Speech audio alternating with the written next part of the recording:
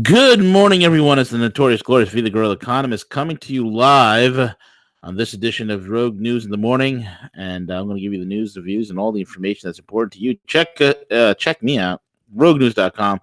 Rogue News on Twitter at Real Rogue News. Rogue News on every single podcasting app. Note to humanity. Everywhere you want us to be, plus a bag of chips. I couldn't get on yesterday, guys. I don't know if I told you. If you were following me on Twitter, this is why it's important. So you know what the heck is going on. And I can tell you what the latest updates are. Follow me on Twitter. It's super important at Real Rogue News because I was having technical issues. I could not get onto YouTube no matter what. Couldn't do nothing. It was just the weirdest thing in the world.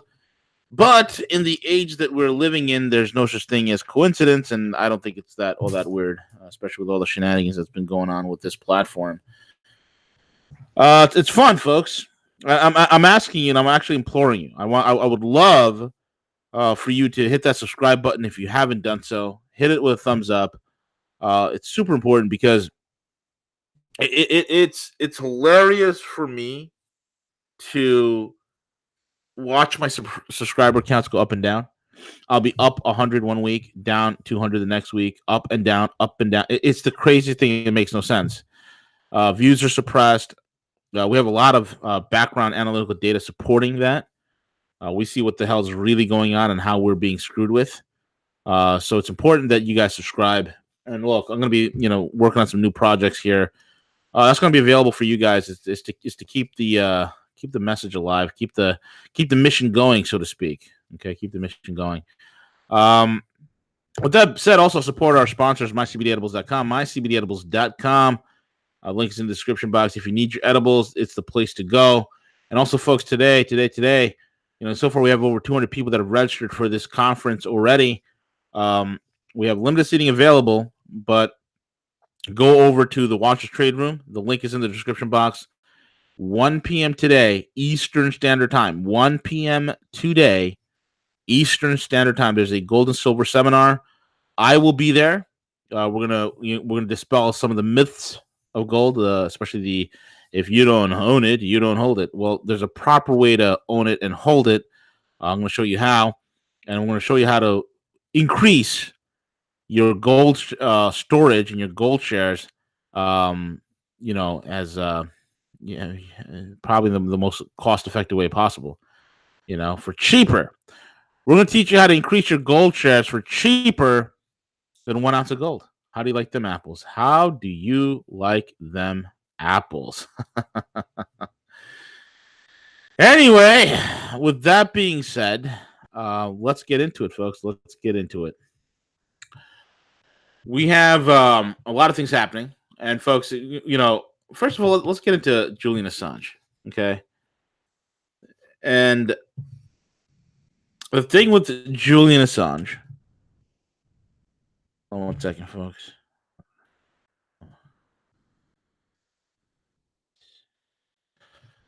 The thing with Julian Assange is this. He is literally... And this is why Julian needs our help, our prayers. What the hell's going on? My keyboard just stopped working. This is good. Great morning this morning. There you go. That's good stuff. Anyway. The thing with Julian Assange, and it's so important. It's so important. Julian is literally hours, if not days, away from being kicked out of the Ecuadorian embassy where he was hobbled for the last several years, where he's been hiding out. Julian Assange is a mere hours away from from being ousted and arrested and then handed over to authorities. And what kills me, the same people that were after Assange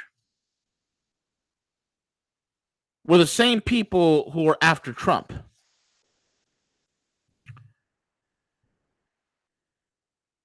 There's a great letter that was written by who the heck wrote this? It was written by Raul Igari Mejir. It was posted on various websites, and it was also posted on Zero Hedge and, of course, Majira's website, theautomaticearth.com.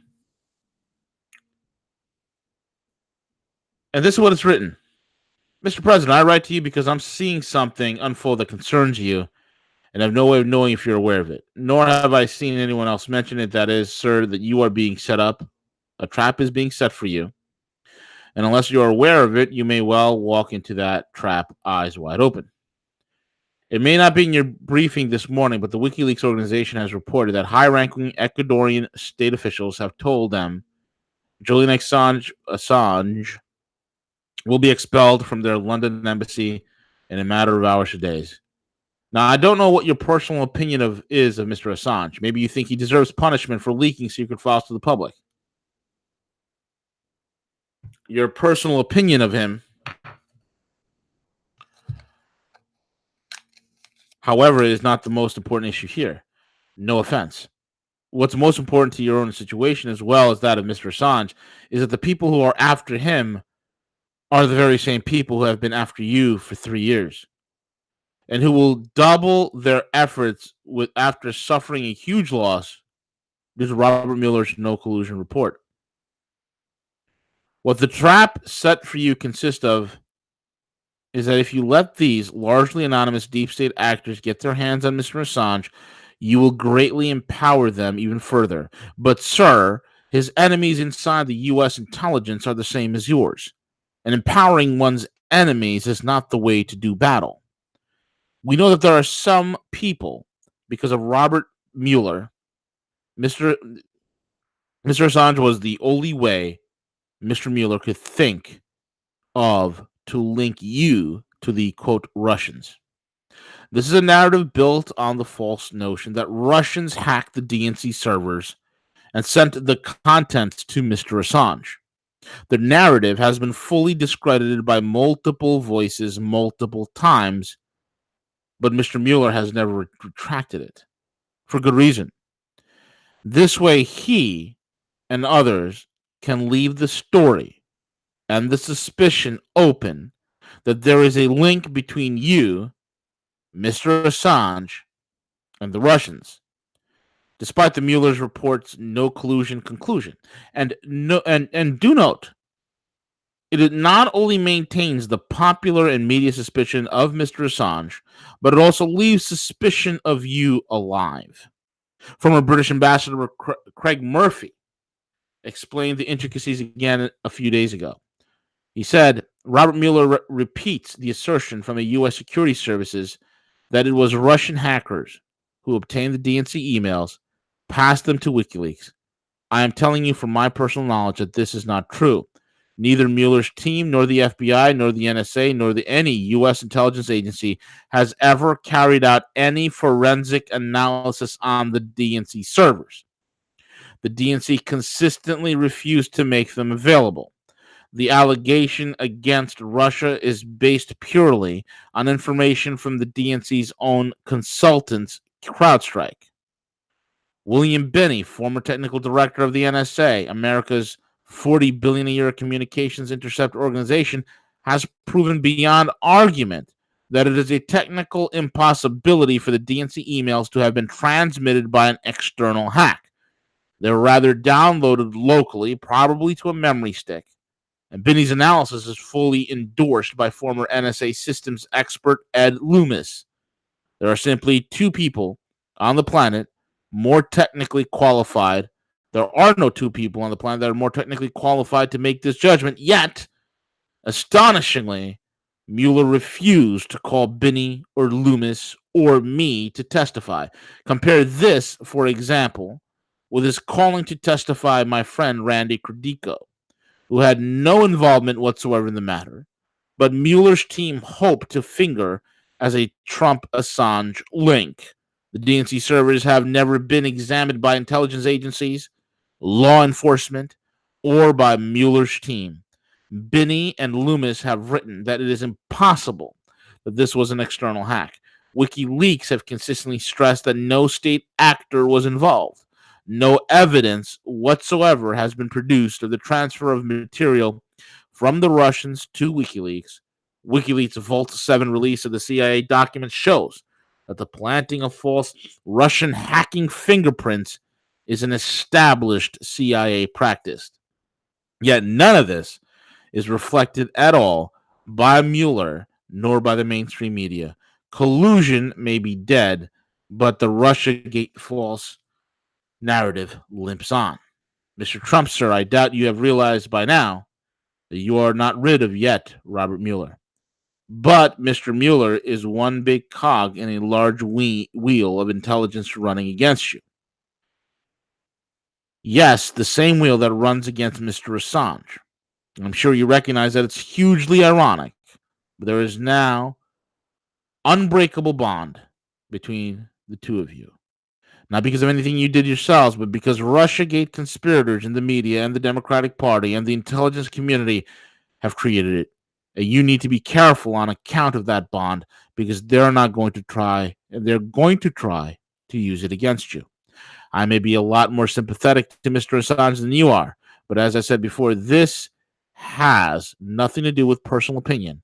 This is about a trap being set for you. And Mr. Assange is an important part of that trap. Through him, and especially if they keep him incommunicado, they can keep Russiagate alive, which allows for hundreds of billions of dollars in annual arms expenditures and the 24/7, 365 threat of war. Without the empty allegations against Mr. Assange, Robert Mueller would have to drop his probe much earlier. But in keeping the allegation alive by silencing Assange, Russiagate can live on because the link between the Russian hackers and WikiLeaks can be left hanging in the air. And that, Mr. President, will be bad news for you, whether you like it or not, whether you acknowledge it or not. And we haven't talked about the media yet. But there's another giant irony in the U.S. media clamoring about press freedom and using it to smear you for 3 years, but not saying a single word to defend that same freedom when it comes to Mr. Assange. They, too, will continue to haunt you using Mr. Assange as the bait. Don't let them. I don't know what you intend to do about Russiagate and its main perpetrators, but I do know that you can make things much easier for yourself if you solve the Assange conundrum first. And you can't do that by allowing your enemies to get their hands on him and rendition him. That will backfire on you. You could pardon him, but that may be a step too far for you at this point. It might be better simply to allow him to go home to Australia. What would amuse me to no end is if you would personally nominate him for a Nobel Peace Prize. That would piss off so many of your enemies. It would be a great sight to see. The biggest bird you can flip to them all. And then after that, go talk to Vladimir Putin and tell him you're sorry for all this bad theater. There's this scene in The Godfather where Marlon Brando, as the aging Don, tells Al Pacino how to recognize the traitor in his own midst, the one who suggests setting up a meeting. This is very similar. Whoever comes to you to suggest the harshest treatment of Julian Assange will be the ones intent on coming after you too. One last thing, Mr. President. Julian Assange, Chelsea Manning, Edward Snowden are among the best, brightest, and bravest people our world has to offer. We need people like them. We need them badly. And it's a lot more stupid than it's simply ironic that they are the ones we are locking up and silencing. That way, America will never be great again, guaranteed. And you, sir, I know more irony. Maybe their and our best and even last hope. You have the power to set free our best. Please use it wisely. And Mr. President, sir, be careful out there. Know your enemies. That was a great letter. And I couldn't agree with it more. The best thing that Trump could do in this situation, folks, is to let Assange go. I would be so bold as to again, this just as this gentleman Raul Mejia has suggested, nominate Assange. Nominate him for a Nobel Peace Prize. Let him go home to Australia. And I would do one better. I would let Assange let us all know who exactly is the one who leaked the documents to WikiLeaks. And folks, if you've been paying attention, you would know that Kim.com has been very vocal from the beginning and has pleaded before Congress, hey, I will go under oath to Congress and I will tell them exactly who it is that leaked the DNC memos to WikiLeaks. I know the person. I know their name. That person has contacted me. That is exactly what Kim.com would say. And Julian Assange and WikiLeaks knows this. I wanted to come to the surface. You see, folks, the deep state has been taking a hit. They are reeling. And it's not going to take a quiet hand. It's not going to take a gentle hand to summarily put them out of their misery. It's going to take a kill shot. It is going to take a bludgeoning and then a shotgun right to the back of the head to kill this monster called the deep state. And the way you would kill this monster is you would let Assange go free, and you would allow the truth to surface and rise to the very top. And that truth is who indeed leaked the DNC emails, who indeed hacked the DNC servers.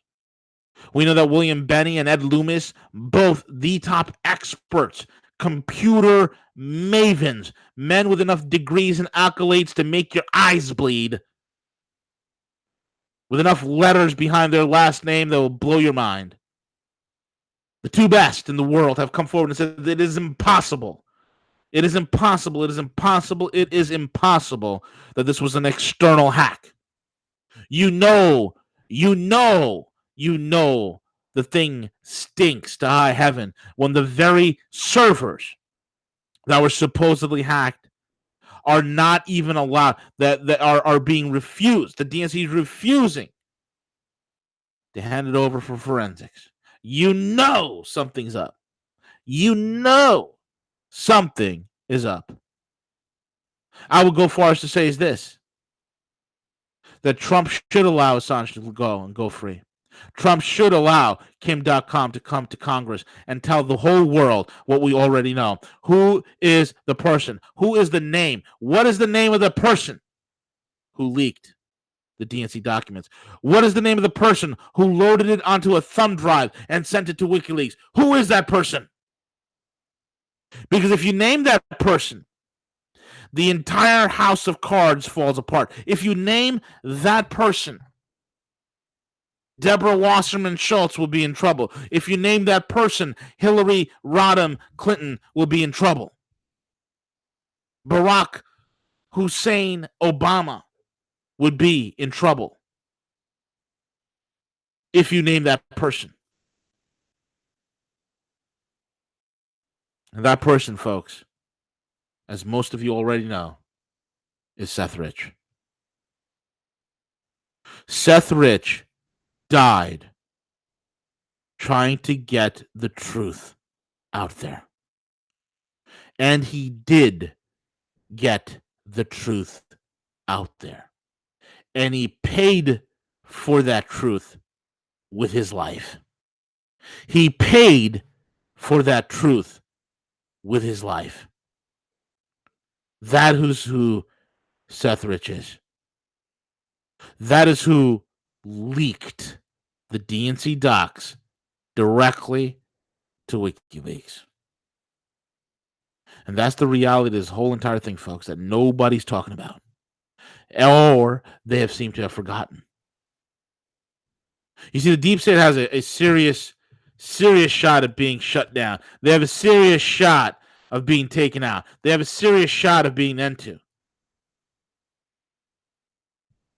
And I'm hoping, and folks, let me tell you this, we will know for sure the length of control that, quote unquote, the good guys have in government. We will know the length of that by how Assange is treated. If Assange is arrested, if Assange is all of a sudden had rendition done on him where he's disappeared to some CIA black site to be tortured to be abused, to be interrogated, to be coerced to come out and say that, yes, the Russians hacked the DNC servers, and yes, the Russians gave me the documents. Then Trump was involved. Folks, Assange needs to be set free. And based on what happens, I'm telling you right now, if Assange has been caught, if he's been renditioned out of the UK into some CIA black site, then you for damn shakes sure no. Ain't no damn good guys in control of anything major. You damn straight no. At that point. Folks, let me know. I was having this conversation this morning. And I was having this conversation with my better half. And then yesterday I was having the same conversation also with Frank. And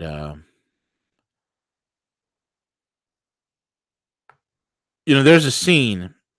If you see that movie Murder Mountain on Netflix, it's a series about, Murder Mountain, about the whole cannabis growers up in Humboldt County, California. It's like their own country out there. It's like their own country. And up in Murder Mountain, they were interviewing one guy who's a cannabis grower and a cannabis farmer. And he says, what we're doing out here is we're not hurting nobody. We're not criminals. We're not trying to hurt nobody. We're outlaws. And Frank reiterated to me the same thing the other day, and we were talking about it. And then this morning I was talking about it with my better half as well. Folks, we're not criminals. We're not looking to harm or hurt anybody. But we are outlaws. We are outlaws. We understand that we need to do things to get ourselves and our loved ones out of harm's way. We understand that we are always going to be having to live our life trying to stay one step ahead of the powers that be. And the reason why I say that is this. Us outlaws, us guerrillas, we know there's nobody coming to save us. We know there's nobody coming to save us. We know that the rot has so far gone right now. It's so far gone that the corruption is sky high. We know that the radical change that so many people are looking for is probably not going to happen. And we know that what we have right now with the Trump administration is only one thing and one thing alone: time. He's buying us time. Don't waste it. Don't squander it. Don't let it fritter away. Invest that time. Because all you have right now is time, the most precious resource. And the only thing that you or a man on the street and a multi-billionaire have equally is time. All of you have about 24 hours in a day.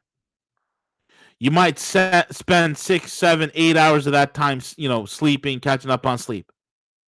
The remainder, 14, 15, 16 hours you have left, how are you going to grind?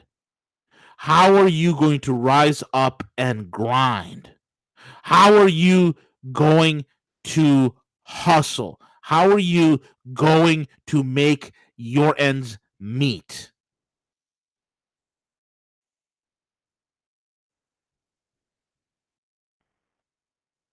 We're not criminals. We're outlaws.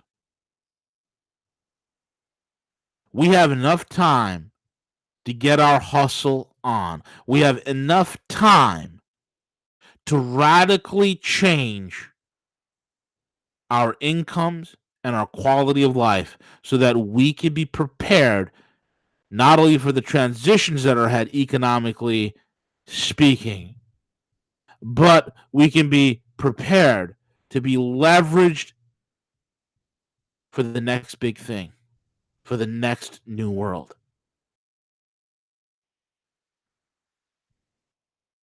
This is what I'm talking about, folks. This is what I'm talking about. You see, the world is changing. And the world is changing very rapidly, and I don't know how things are going to play out here. It's going to be very interesting to see this. And for me, folks, how Julian Assange is handled is going to be the ultimate litmus test, personally for me, for Donald Trump. It's going to be the ultimate litmus test for me when it comes to Donald Trump.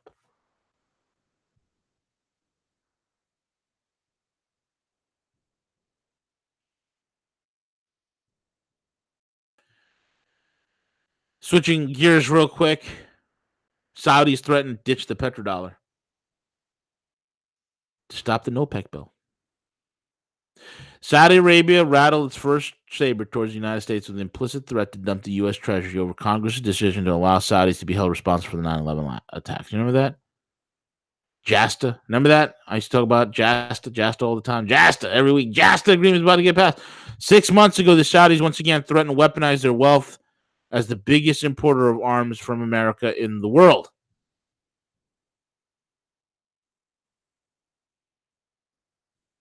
And now Reuters reports, citing 3 identified people familiar with Saudi energy policy, that Saudi Arabia is threatening to drop the dollar as its main currency and selling its oil if the U.S. passes a bill that exposes OPEC members to U.S. antitrust laws.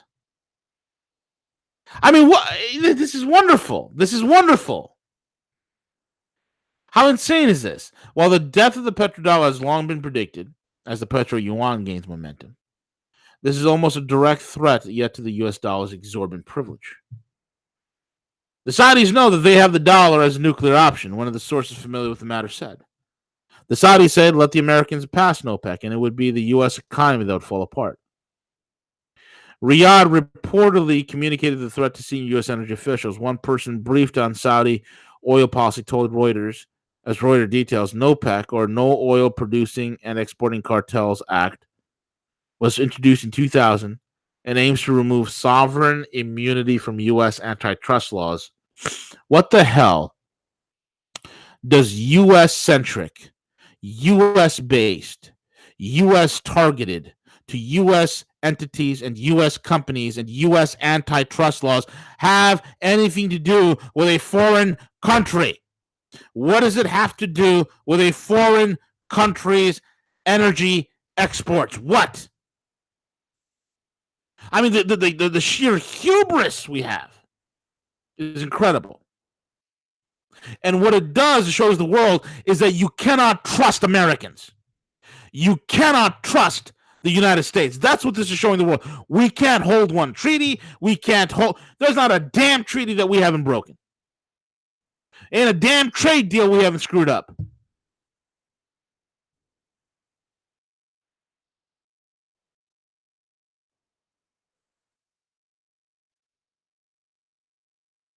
I mean, it's ridiculous. While the bill has never made it into law, despite numerous attempts, the legislation has gained momentum since President Trump came to office.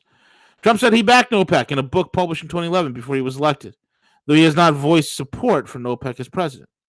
Trump has instead stressed the importance of the U.S.-Saudi relations, including sales of U.S. military equipment, even after the killing of journalist Jamal Khashoggi last year. A move by Saudi Arabia to ditch the dollar would resonate well with big non-OPEC oil producers such as Russia, as well as major consumers, China and the European Union, which have been calling for moves to diversify global trade away from the U.S. dollar in order to dilute U.S. influence on the world economy. Russia, which is subject to U.S. sanctions, has tried to sell oil in euros and China's yuan, but the proportion of its sales in those currencies is not significant. Venezuela and Iran, which are also under U.S. sanctions, sell most of their oil in other currencies, but they have not done little to challenge the dollar's hegemony in the oil market. However, if a long-standing U.S. allies such as Saudi Arabia join the club of non-dollar oil sellers, it's game over. Let me explain something to you. Saudi Arabia knows, listen, The very thing that is a noose around the neck, it is a dead weight around the neck of the Saudis, is the bloody dollar. Not only is it attached to an insane, maniacal, psychopathic country and government, not only is it attached to a government that you cannot even trust what the deep state controlled in the United States is going to do. You can't trust it. So the Saudis understand, listen, we got to play the game. We got more rivals now than ever before. We got the Iranians. The world's changing. The Iranians are selling oil. And they still are to the European powers. Not only do we got the Iranians involved, but folks, we have this new reality called the One Belt, One Road, and that's not some pie in the sky idea. That's reality. And the only thing that's stopping, and God almighty, I've been saying this for years, Jim Willie's been saying this for years, London Paul has been saying this for years, and folks, you can find all three of us over at the Gadfly, home of the Rebel Trinity, baby.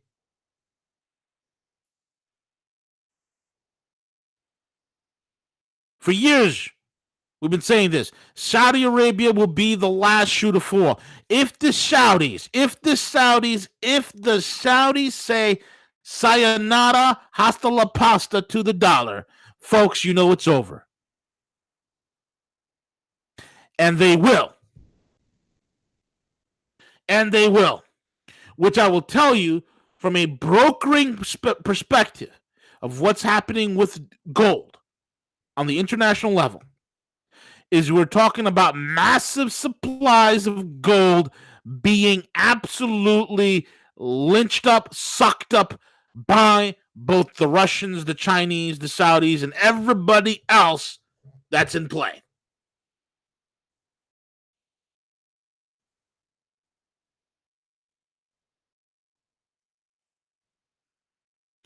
But everybody else that's in play. Gold reserves are going through the roof. Dollar shares are dumped. Yuan shares are increasing.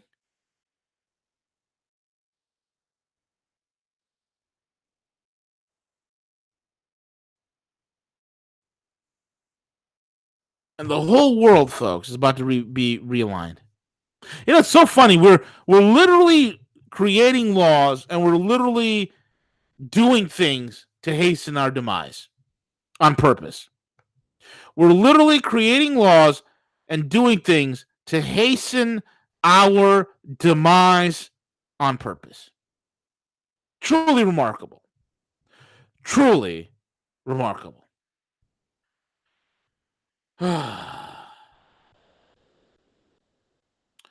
And folks, that's just about what I got to say for today. Look, folks, be an outlaw. Don't be a criminal. Be an outlaw. Don't break the rule. Don't break the laws, but break all the rules. Break all the rules. Do what you can to get yourself prepared because, like I said before, and I'll say it again, the only thing at the end of the day that Donald Trump's providing us right now, and I like the guy a lot. I think he's a fantastic president.